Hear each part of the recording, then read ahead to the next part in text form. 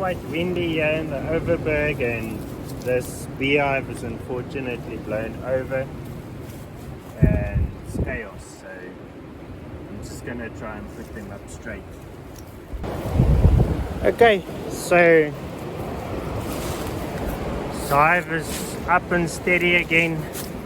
Unfortunately, the propolis seal between the super and the hive body is broken now, and I didn't have my smoker. I was just too quick, so they're a little bit upset now, but they all found home.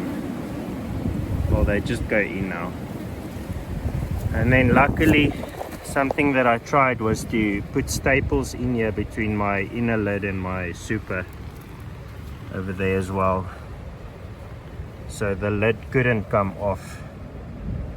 It must have happened today or last night. I didn't check the hive this morning, and I just gave them a strap to keep them secured to my hive stand. Yeah, that's beekeeping. You must always be prepared to do something with them.